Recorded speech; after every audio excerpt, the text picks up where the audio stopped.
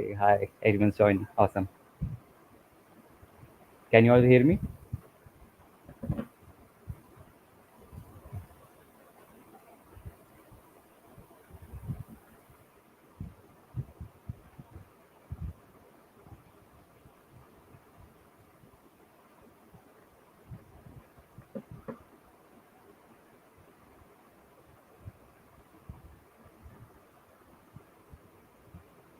So let's just wait a few minutes till we get started.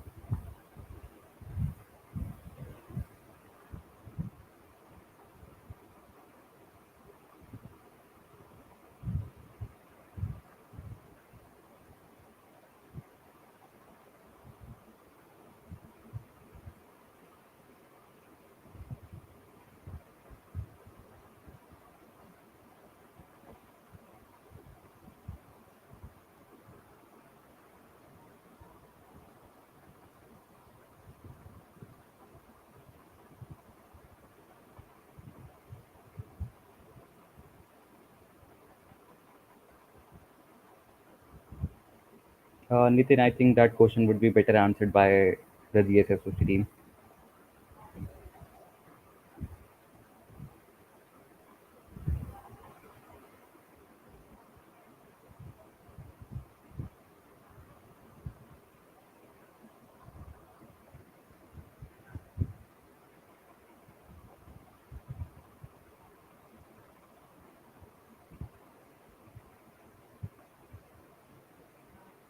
Okay, so we have 50 viewers. So yeah, let's wait a few minutes before we start.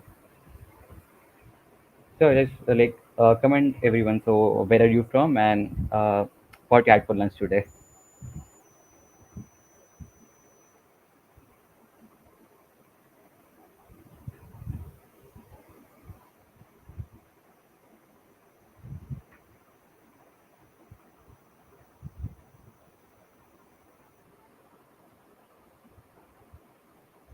Right, hi everyone. So yeah, just tell where you are from and what you had for lunch today.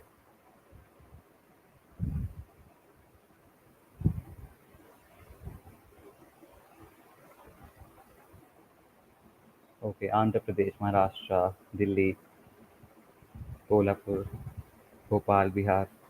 Awesome. Hi, Sashank. Hi, Shita. Hi, Piyush. Dehradun, Jaipur. Awesome.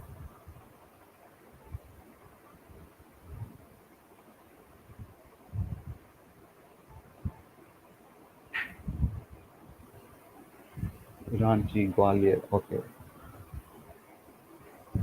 All right. So I guess we can get started now. So, hi everyone. I'm Daksh. I'm a Python and web developer and one of the organizers of PyDelhi. It's a Delhi-based local Python community, and I'm also currently a student. So today I'm going to talk about my experience in building open source projects, and one of which actually got quite famous. It got to 3 million downloads. And yeah, I'm just going to talk about how to scale projects and how to build projects loved by people. So a little bit about me. Uh, like I said, I'm an organizer at PyDelhi. I'm also currently a GitHub Campus Expert trainee, and I volunteer at Google Developers Groups New Delhi. And I've also in the past been an organizer for CodeDay Delhi. It was a hackathon for high school students. And aside from community experience, I've been open sourcing for the past 3 years. I've had more than 1,000 stars on my personal repositories and more than 3,000 on my teams. And I was also a Linux Foundation scholar in 2022 and also project admin in Girls Get Summer of Code in 2022. So I really had a great experience in GSSOC, and it's really great to see like it's reached a record number of 27,000 registrations. So that was really awesome. And I couldn't participate this time as a project admin because of personal work, but I'd love to come back again. And I'm really thankful to be a speaker here. And other than that, I'm also part of Google Code in 2019, and I'm a huge design enthusiast. So I really love UI UX designing, and I just really love working with Figma. So moving on, let's play. interactive game, right? So is everyone ready? I'm going to show a few of my projects, and you just have to guess the number of downloads or the number of active users. Sound good?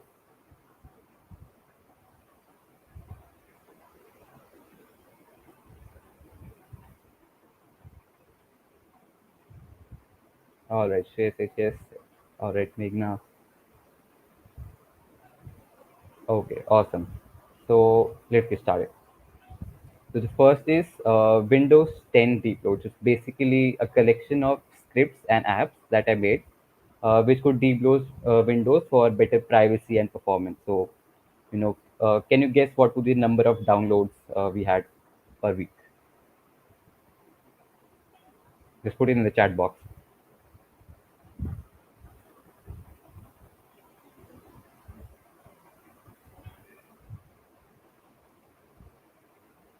Mohit says 1500. Hidanshu, 1 lakh. Oh no, 30,000, 5,000. No, that's a lot. Yeah, we only add around 30 to 60 per week. So yeah, that's the kind of downloads we get. And okay, let's move on to the next one. It's called COVID tool. So it's basically, I think the GIF is visible, right? Okay. So it was basically a website we built with AI heart rate detection and mass detection. So we just built it for a hackathon, and we just wanted it to look cool. So what do you think would be the number of users using it?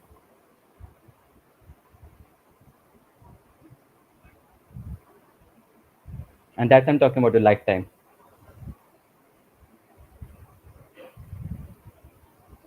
1500, 2000, 20, around 100, 60. All right. So no, it was like a complete failure of a project. It was 0 into 100, and unfortunately we didn't really manage to get any users at all. And I'll talk about why that happened in later of my slides. So yeah, I'm going to move on to the next one now. So the next is called Take a Break. It's basically a simple productivity website. So you just enter the website that you want to use and for how long you want to use it. So as as soon as the timer goes off, the website will automatically close. So yeah, that's like it's a pretty simple website. So what do you think would be the number of users per month?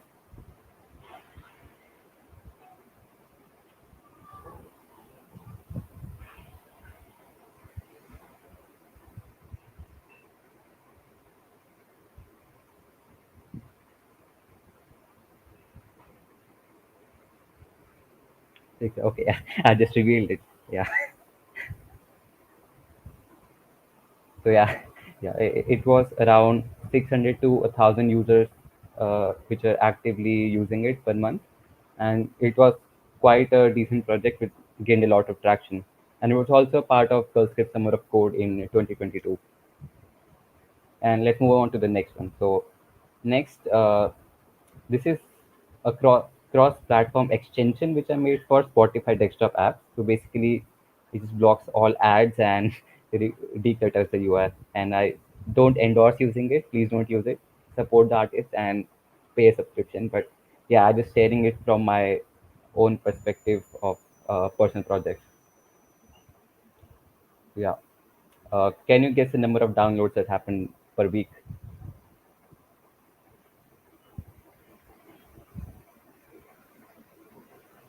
More than 1 lakh? Oh no,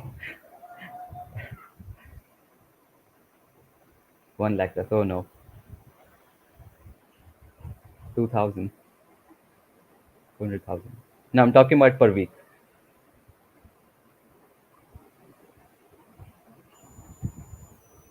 Okay, so yeah, it was around 100 to 150 per week. So yes, we had a thousand of downloads in the entire month, but for every week we get around 100 to 150 downloads. And moving on to the next one is retro music player. So it's basically a very uh, beautifully designed material you Android music player, and it's highly customizable, and it was built by a team of three. So, can you guess what could be the number of downloads till date we had for this app?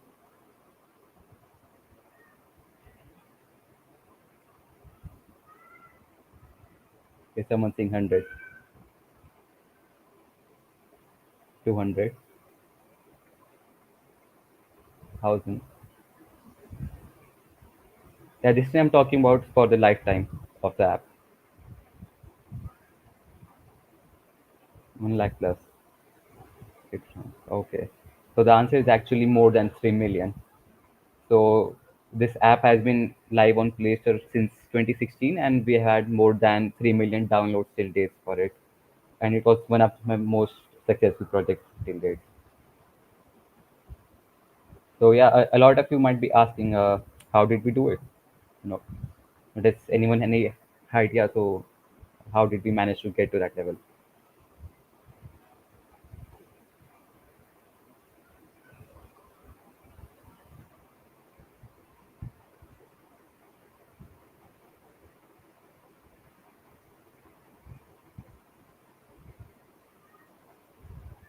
I think. Yeah, can you guess like what is exactly that we did which helped us scale?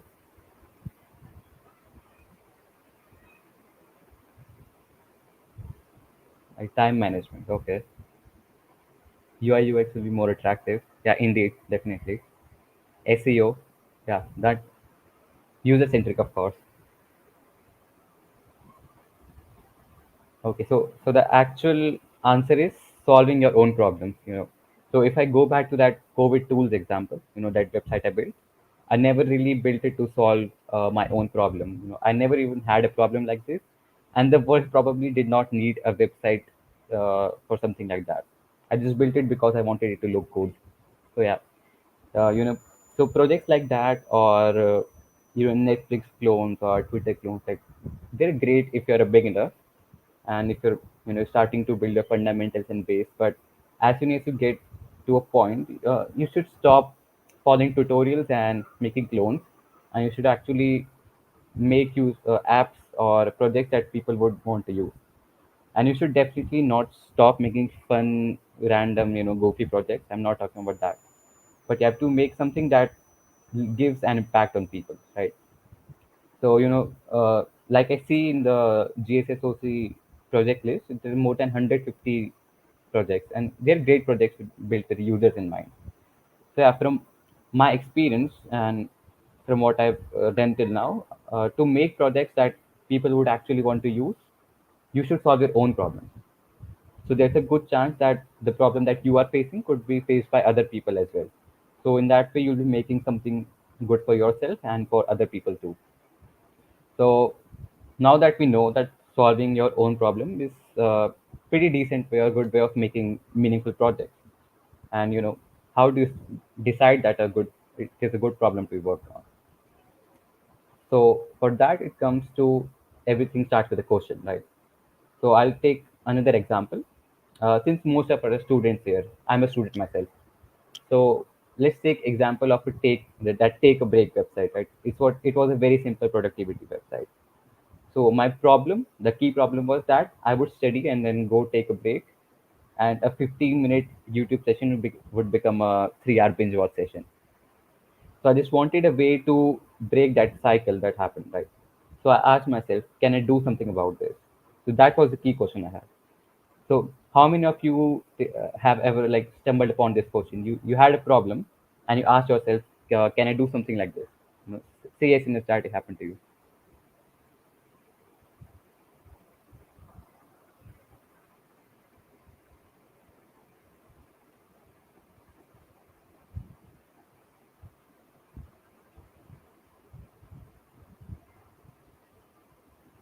Right? Chaitanya, Atmaja, future polymath, right?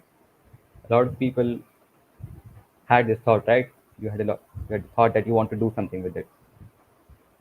So the answer is to turn a problem into a key question. So there are certain questions that you should ask before you start to make something, right? So first is there an alternative to? So, or maybe there's already something and you want to make it better. So yeah, like just I'll just look for alternatives. In my example, there were extensions and apps, but they would either block the website entirely or block specific channels. But what I really wanted is just to break that loop I had. So I thought, yeah, there's no alternative now. That's done. So I thought, how can we make it, and how much does it cost to make it, if any? And could we create an extension again, or could we create a website?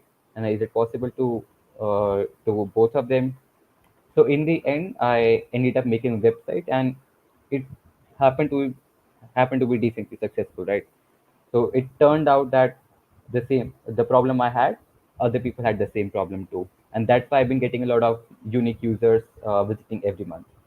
And this month we had like around 700 users who visited the website, and I never really thought I would attract people, and I never even had the intention to make it for other people, but I just made it for myself. But the key point was I made it with the user in my mind, right? I knew what design I have to make and how the user will use it. So that's the same thing that goes with retro music player as well. We just wanted an offline, beautifully designed and ad-free music player app, and we made it. And it literally got to 3 million downloads and more than that. So that's the main thing that you want to focus on. And I'll tell you, your project does not necessarily need to be a website. It doesn't need to be an app. It can be anything really. It can be a shell script, bash, or Discord, Telegram bot, or CLI tools. So there's a lot of things that you can do that is aside from the standard web or app. So if your problem can be solved with let's say Telegram bot, that's definitely a win. So now comes the main thing, what I've been talking in the talk is how to scale your project. So, you have the problem sorted, it's possible to make it, and there are no alternatives. Uh, so I'm going to talk about how to scale your projects, and this will be in the context of web or apps so that you understand better and the concepts are more clearer. The first thing is to validate your idea. So can someone tell what does it mean to validate your idea?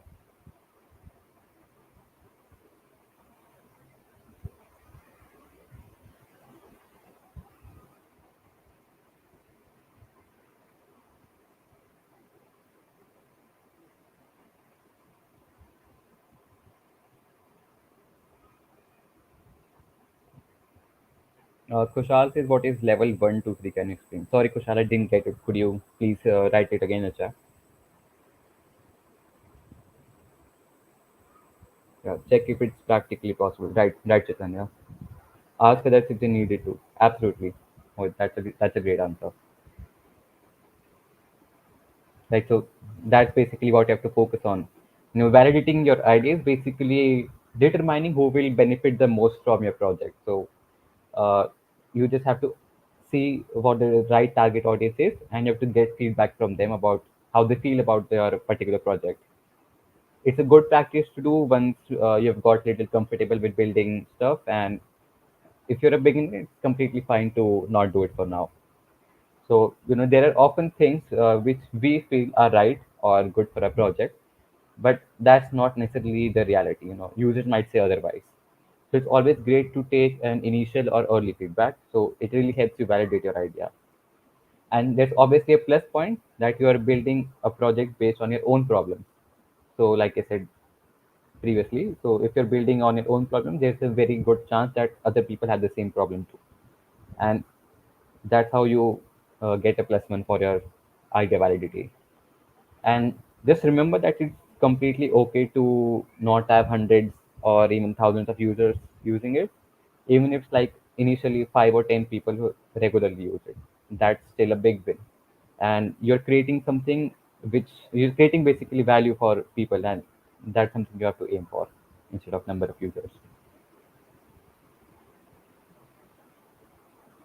And all right, so now we have the problem sorted, the idea is good, and now it's time to build it. By the way, I'm wearing that t-shirt. So yeah, so now it's time to build it. So basically, building a user-centric project means that you have to you have to design your project in a way that at least some people will be using it, right? So this is going to be in context of scaling an application and the design of an application. And for now, you might not be directly using it in Go script summer of code, but eventually you will come to a point that you'll have to pay attention to this. So it's good to be aware about this. And I'll just take this with an example. So let's say you're making a web app, right? The first thing that you have to take in consideration is design. So if you have to ask this question to yourself, if the user is stupid or the design is bad, so it's most likely the latter. The design is actually bad. And if you there's another website, so it's Yale School of Arts actual website. So if you have a look at this, you can even Google it, right? So it's basically satire for people who don't pay much attention to design. And unfortunately, a lot of developers really suck at design. So it's really great to have knowledge of design. And okay, so how many of you would ever want to use a website like this? Right? I think most of you wouldn't like using something this horribly designed. So there are two key aspects to making user-centric projects, right? So first is the user interface. And a user interface is like a joke. If you have to explain it, it's probably not that good. And unfortunately, a lot of developers are really bad at designing. So I'll discuss some key points that you should take care as you are a developer. So the first thing is simplicity and clarity. So you have to make your design really minimal. You have to focus on the essential elements, and you have to basically remove everything that might be distraction or confuse the users. And you have to use the right size, colors, and of the design elements, and the placement should also be correct. So there should be consistency in the fonts, colors, and designs, and it basically provides a very elegant experience. You don't want to make a Yale School of Art website, unironically. And the next thing is intuitive navigation. So you have to use common UI patterns. There's things like navigation bars, buttons, forms. These are already, we know they are great UI patterns, right? So you can try out new things, but don't try to reinvent the wheel. And of course, there should be a clear navigation path with the breadcrumbs. So breadcrumbs are basically this. So if you have a look at the website, this is web to website. So the user exactly knows at what page he's browsing and how can he navigate back to the main page. So this is what really helps the user get an idea of your website. All right. So the next thing is this. Okay. So can you guess what's the issue with this page? What's the UI issue with this?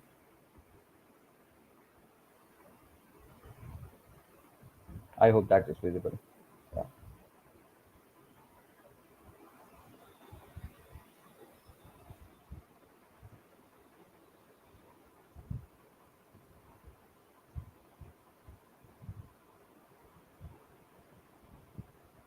Can you guess what's wrong with this particular design? No colors, no proper CSS, right?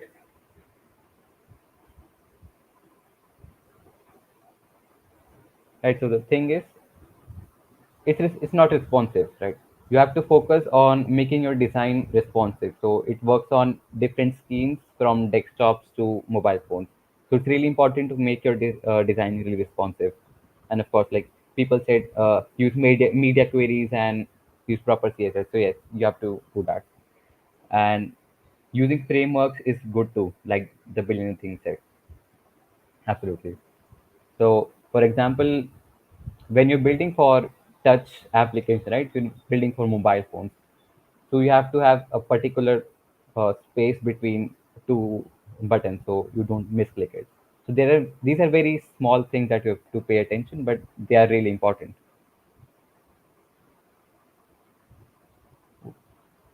Oh, my bad. So how far is everything going? Like, do you understand everything?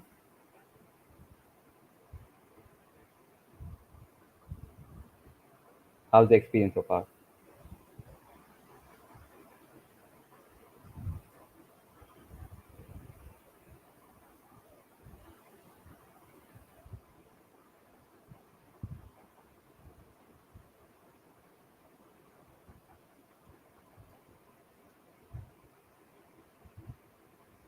Awesome. All right. Oh, your way of teaching is really good. Thank you. So yeah, now we can get back to the presentation. Just a second.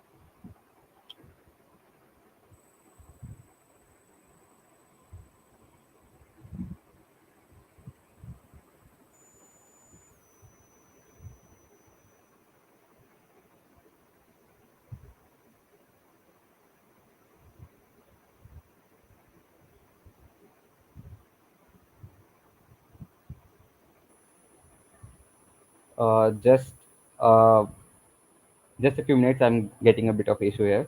I'll just reshare the presentation.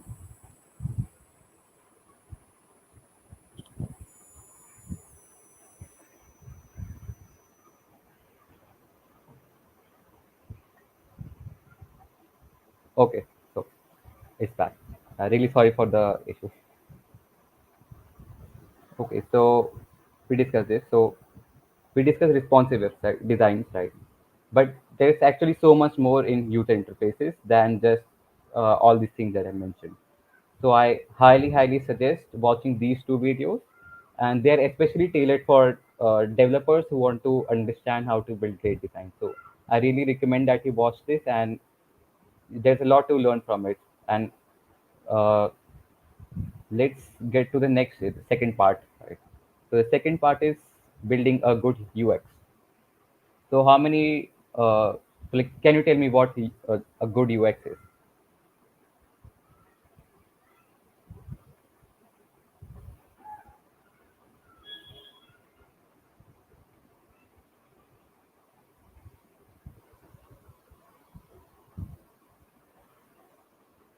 Oh yeah, I'll share the link for both the videos in the comments, like as soon as the stream gets over, is about to get over.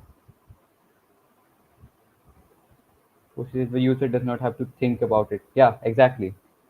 Absolutely. So UX is basically, I'll take this example, right? So these are two frames, right? So one is the user clicks on save, there's no loading icon, and you don't know what's happening, and it just says saved. That's bad UX. And if you go to the right side, left side, you click on save, there's a loading icon, and it says saved. So there's a huge difference between a good user experience and a bad user experience. It's a very subtle thing, but really helps the user a lot. So in UX too, there's a lot of things. So there's usability. You know, the product should be easy to learn and easy to use. There should be no, or at least very less learning curve. You shouldn't have to teach the user how to use your product. And accessibility, of course, if we want your project to be used by people with visual, auditory, or cognitive impairment. So you should focus on things like color contrast, alternative text, keyboard navigation, etc. So there's a lot of things that comes under accessibility. And in consistency, you should have consistent colors, fonts, buttons, styles, icons. So there's actually so much to your user experience that it's not possible to explain it just right now. So I highly suggest reading from lawsofux.com. So it's basically a collection of the best practices that you can do when you are building a project. And again, try not to be overwhelmed by this. So as you continue to build, stuff and you learn from it, you'll understand and start to apply these concepts gradually. And please don't think that, I'm a developer, I don't have to design, I don't care about design. So even if you are not a designer, design directly matters, right? Because it directly impacts how you experience the things you use every day. So imagine you use a really confusing website with weird error messages, and that's bad design. So good design, on the other hand, it makes things very easy to use. It makes it enjoyable. So when you, as a developer, prioritize user-centric design, so it makes everything more enjoyable and easy to use. So ultimately, a good design benefits everyone. It benefits you and it benefits the user as well. So the ChatGPT recently just changed their design, and it's a very subtle design. So that's something which is recommendable. Even small changes like this can really bring elegance to your website. Now we come to documentation and code quality. So, how many of you have stumbled upon GitHub projects with just pure code? There is no documentation and you don't know what to do, so you just end up leaving the repo. How many times have that happened?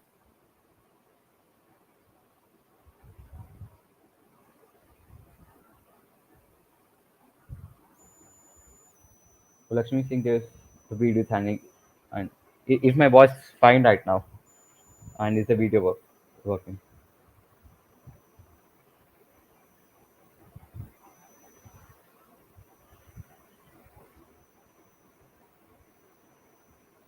Right. Bit to say often. Yeah, it happens often. Oh, yeah, once. Okay. Right. So a good documentation and high code quality are really essential, especially when you are showcasing your projects in your resume or portfolio. It's really important to do that. In so there's types of documentation, right? The first is the developer documentation. So there should be contribution guidelines. How an open source project should be contributed to. How should the users engage with the project? There should be API documentation if there is any API you're using, and there should be a change log of the changes that are happening. So other users should be aware of what the changes are happening within the project. And next is a README. So there should be things like project overview. You should have a brief description of what the project is about and what it does, and the installation instructions. So maybe you're using Python, so there should be instruction for by telling about the requirements. Pip install the requirements. If you're using Node, so there should be npm packages. You should tell the user how to install that uh, and how the particular project and get started with it. And of course, usage example. So if you're, let's say you're building a CLI tool, you should give an example of how to use that particular CLI tool and what it gives in the output. So it really builds an elegance to a project. It's really important to do that. And if last is the license, so the license under which the project is being distributed. And there's a user documentation as well. So when I mentioned retro music player, since when you scale an app at that kind of uh, scale, you have to include FAQs and you have to include certain features and the descriptions, how to use certain things. So it's really important to have user documentation if your app is scaling and it is required to do that. Next is code quality. So the only thing that you should focus for right now is readability and maintainability. So you should have descriptive names, variable name, function name, classes name. It should be self-explanatory. There should be consistent formatting, and you should have a modular design. So let's say you are building a web app, you don't have to write the same code again and again. You just build it in modules and just use that. So React and Angular make that thing very easy. And those there should be code comments which explain how a code works. It should not be overdone, but it should be used. And the next thing is meaningful commit messages and branching strategies. So this is from XACD. So like, please never do things like this. Never say never write bad commit messages, just typing random. Yeah. So it's really bad for other users contributing to your code, and it's best to give a clear overview of what the changes are in the project. And for branching, it's always recommended to have different features on different branches. So let's say you're working on X feature, the main branch should be completely unaffected, and the work should be done in another branch. And as soon as the PR gets approved, you merge within the main branch. So that's what you are encouraged to do in most places, and even GSSOC. Next thing is coding standards. So there are certain standards for coding. So for JavaScript, there is ESLint.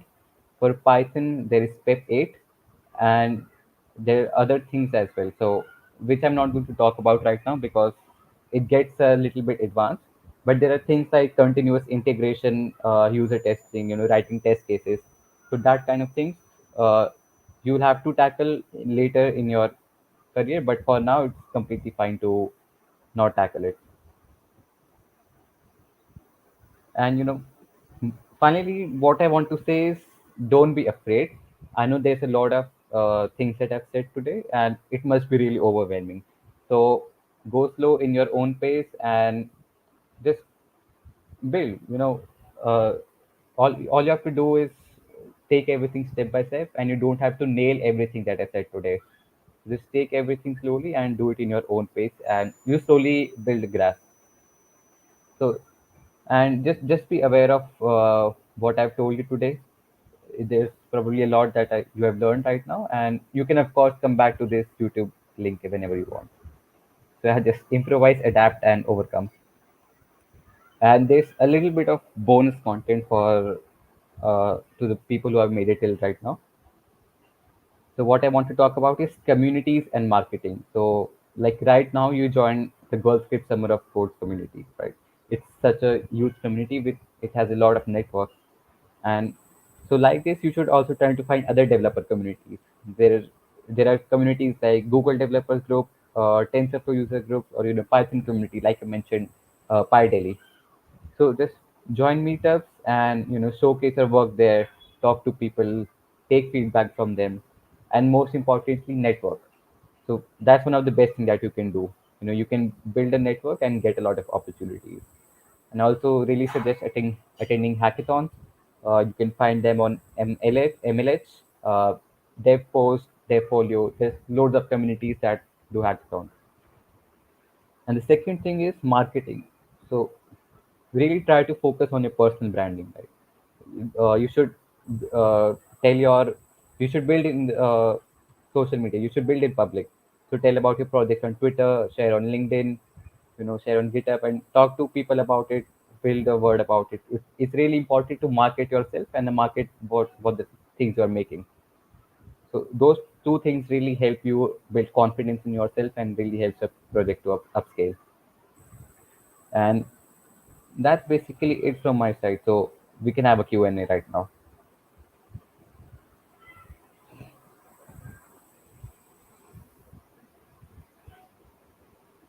So if you have any questions, I'm really happy to answer.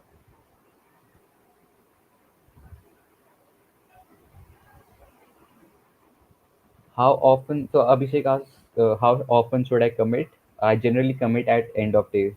So I'd say it's the best practice to commit whenever there's a major change or there's an issue you're tackling. So for example, you're writing a new feature. So you've done that, and you should create a single commit for that particular feature. So it just really depends on case to case, but it's often best practice to have commits for single features that you're making or bugs you're solving. Don't commit everything in a single one. Just try to divide it as best as you can.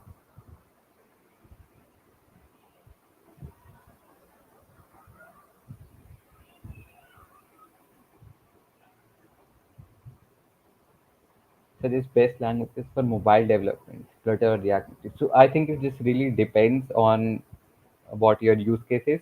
If you want to build cross platform apps, and you really aren't concerned about the performance right now, So you can probably go for Flutter or React Native.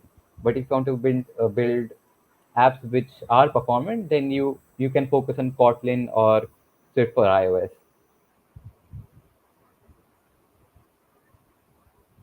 Okay, so there's a lot of questions regarding GFSOC. So I guess you should ask that in the Discord server, or the admins can answer it for now. But I can only answer the questions related to the presentation.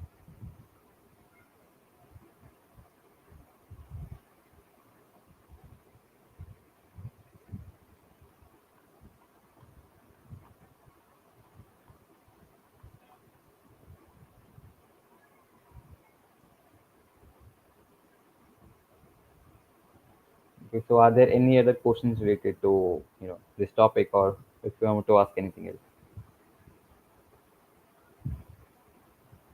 Any piece of advice for starters? Yeah, I think the best thing you can do is build. Make projects, and you can start with clones if you want. It builds a good base, but try to make unique projects and basically focus on building more than anything else. Try not to get into a lot of tutorial, and just do something of your own.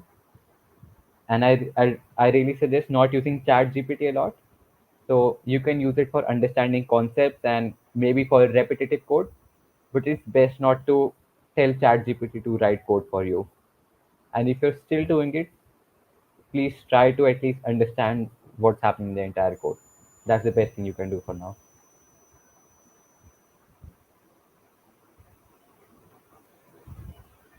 What is the importance of change log? So change log is basically you have to tell your users and other contributors to their project of what changes you have made so far and what they've made. So for a user perspective, it tells them what kind of changes have happened to the app. And for a developer's perspective, they have to be updated what the code base is. So it's really important to keep a change log, and GitHub commit obviously helps with that. But if you're building an app, you should also have a change log within that app.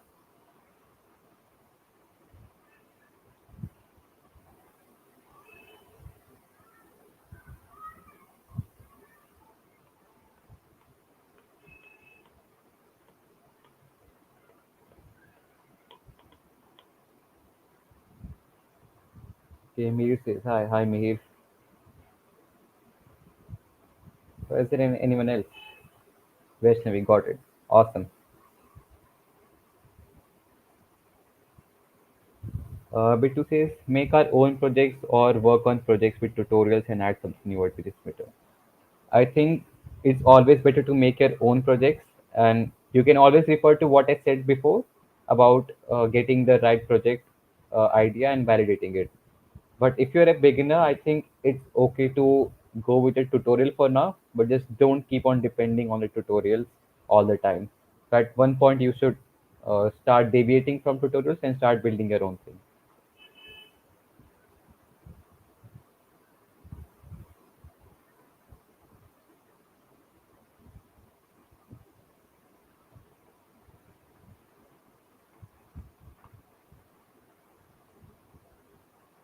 Okay, someone's asking for the link for the YouTube video session.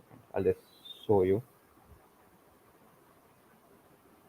Yeah, these two videos I highly suggest watching.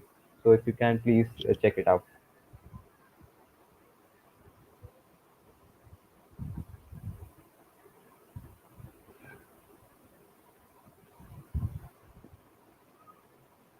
Ria asks how to decide which of our problems is best fit to make a project on it. Like what field that problem should relate to. Uh, so like exactly do you mean by what field that problem should relate to? Can you please elaborate more on that?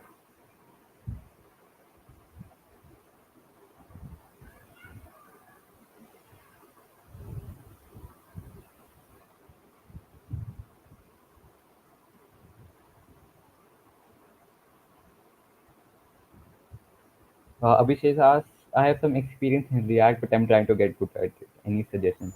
Yeah, of course. So I think the best thing is obviously to build projects. That's the best thing you can do. But uh, something you could focus on is well, it's mostly building decently sized apps, right?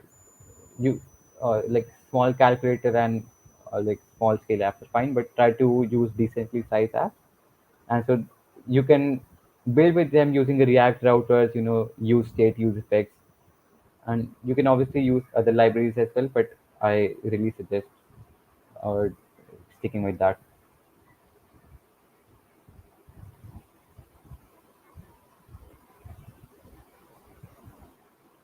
Like you said, we should solve our own problems. Yeah. So, I mean, what I mean by solving our own problems is,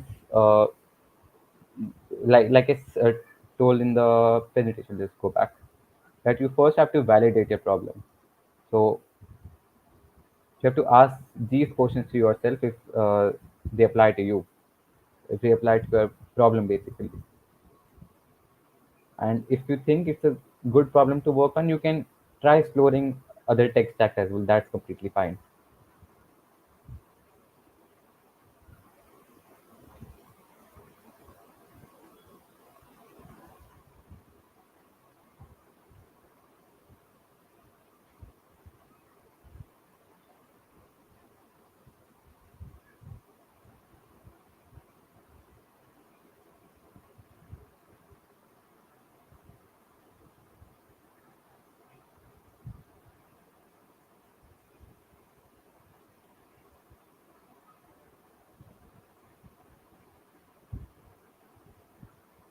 If you want, I can also put a link to the slides in the chat. So if you want, you can have a look at it as well.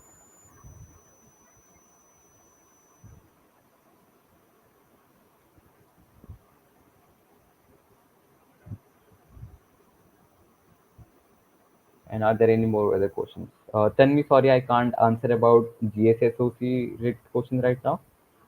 But please do ask in the Discord server.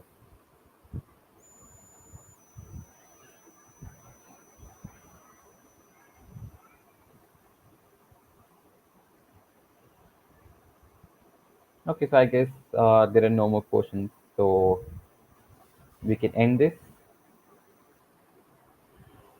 So huge thanks to everyone who's have stick till now, and I really appreciate being a great audience. And if you have any feedback for my talk, if you have any suggestions or you want to ask something, maybe you want to work with me, I'm really happy to collaborate with anyone, and I'd love to work on your project. So it would be great to work with you as well. Okay, so I guess yeah, that's it. Thanks a lot, everyone.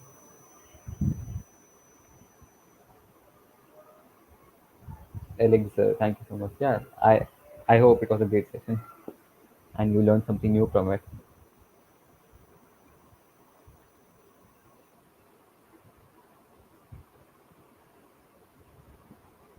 Thank you, Ria. Thank you, Akshay.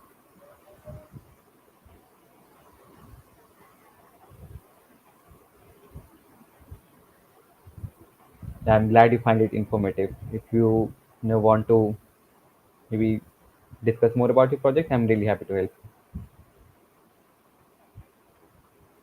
help. Can you tell which hackathons are there currently? You can go to MLH or DevPost or DevFolio. These three have like the most hackathons that you can attend. My LinkedIn, Mohit, it's on the screen. Uh, you can just search there, or you can just scan the QR code. It will lead to my website.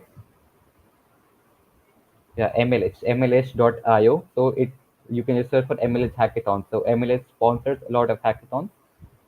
So it's a pretty great way to find hackathons.